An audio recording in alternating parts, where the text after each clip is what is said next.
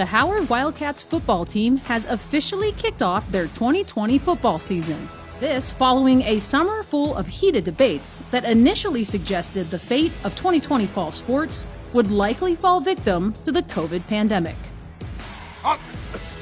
The decision about the fall season did rest with DIAA, but DPH was involved in a lot of conversations with DIAA, and we're working with individual schools on their plans for football games and other activities to ensure. Jamie Mack is the Chief of Health Systems Protection for Delaware's Division of Public Health.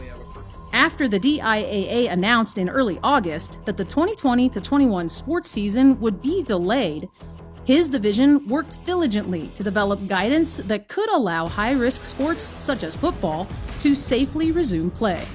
97-1. Our state health director, Dr. Rattay, is a big advocate of physical fitness and activity for children. So we're always working to see not necessarily what would stop us from allowing gameplay, but how could we get there? On September 18th, the State Board of Education officially granted permission for interscholastic athletics in Delaware to occur, with the fall season quickly taking flight on September 28th. I'm going to close down tight. I'm going to keep my outside shoulder free, and I'm going to try and make the tackle inside. Dan Ritter has been Howard's head football coach for nearly 2 decades. Last year, Ritter became the winningest coach in the team's history, capping off a remarkable season with a Division II state title. While many coaches in his shoes would normally be laser-focused on a repeat championship run, Ritter says this season is about more than just football. It's not necessarily about the championship as much as it is just getting together and being a team again. I think it's been a blessing because of what's going on in the world with the COVID virus and the opportunity to just get outside and be with friends and players and coaches. It's been a real joy so far.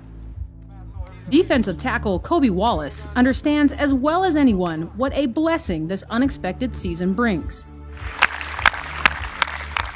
He is one of over a dozen seniors on Howard's roster this year who almost lost the opportunity to put on the Wildcat helmet for their final campaign.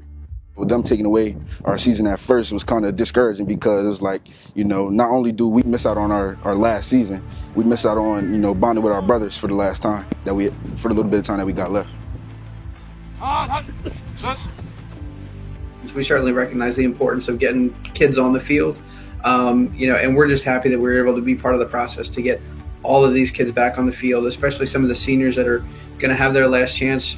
We've seen a lot of sacrifices made, by kids in high school just with the changes over the last year. So any little bit of normalcy we can give back to them is a good feeling. With a shortened 7-game season this year, time will only tell if the Wildcats can assemble a repeat run to the Division II state championship in December. Regardless of that outcome, the lessons learned off the field this year will forever impact the lives of young high school athletes throughout Delaware. This year has taught me a lot, within myself and, within my community that we all need to, stick together if we're going to make it anywhere. I'm looking back on this year as a gain for me. I'm a better person than I was when we went into quarantine, so I'm just thankful that God let me get through it. Reporting from Wilmington, I'm Mikaelyn, 22 News.